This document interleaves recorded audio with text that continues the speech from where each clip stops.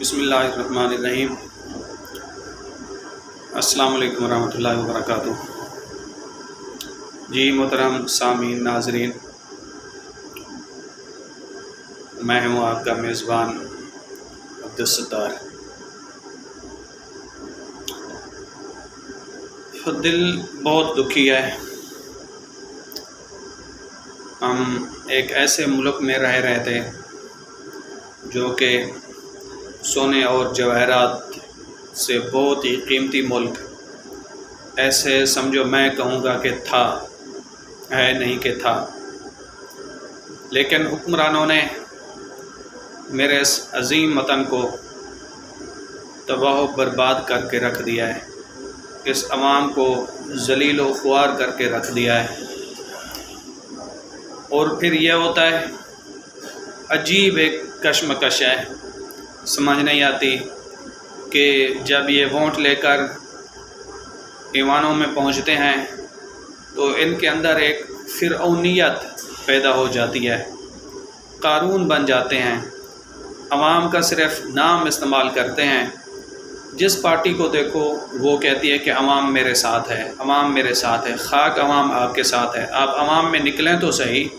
जो आपके कारनामे हैं, जो आपके किरदार हैं, जो आपकी बदमाशियां हैं, आप बाहर अवाम में निकलें। अवाम में तो आप आते भी नहीं, वहीं पे बैठ के चैनलों पे बैठ के प्रेस कॉन्फ्रेंस से करके आप इतना कहते हैं कि अवाम हमारे साथ है। आपको शर्म आनी चाहिए इस तरह कहने से, जो आपने अवाम का हाल कर रखा है। हमारे मोहतरम वज़ीर ख़ज़ाना साहब, जब सीट मिलती है, ओहदा मिलता है, ख़ज़ाने की चाबी मिलती है तो वो पाकिस्तान में होते हैं। जब वो छीन ली जाती है तो एक दिन भी वो यहाँ पाकिस्तान में रहना गवारा नहीं करते, बाहर जाके अपनी मस्तियाँ करते हैं या अपनी अय्याशियाँ करते हैं पाकिस्तान की आवाम के पैसों पर।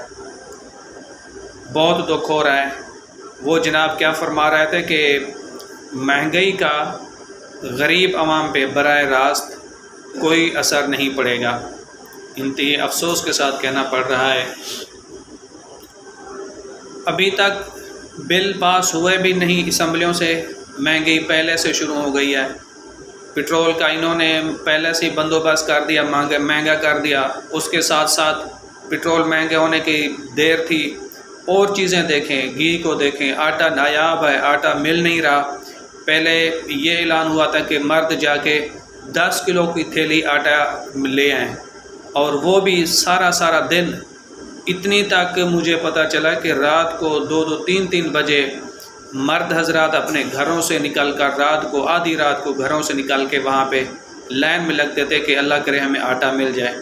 और वो भी कुछ को मिलता था, कुछ को जलील व ख्वार हो के कुछ हमारे लोग वैसे के वैसे वापस आ जाते थे। और अब क्या है, बजाय मर्दों के औरतों को निकलना पड़ रहा है। औरतें जाके लाइनों में लग रही हैं, और वो भी सारा दिन बैठ के जलील व ख्वार हो के। बहुत सारी हमारी माँ बहनें शाम को खाली हाथ लौट आती हैं, हत्ता कि उनके पास एक वक्त का आटा भी नहीं होता, लेकिन वो देने वाले सफारशी कल्चर आम हो चुका है।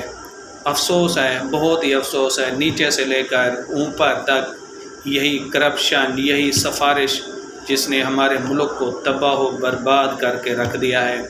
और हमारे MNAs, MPAs और हमारे हुक्मरानों की अय्याशियाँ, उनके जो प्रोटोकॉल हैं, जैसे हमारे बहुत सारे MNAs, MPAs असम्बली में भी फरमा रहे हैं कि सबसे पहले जो हमारे बड़े लीडरान हैं, अफसरान हैं, उनका प्रोटोकॉल जो है वो ख़त्म किया जाए।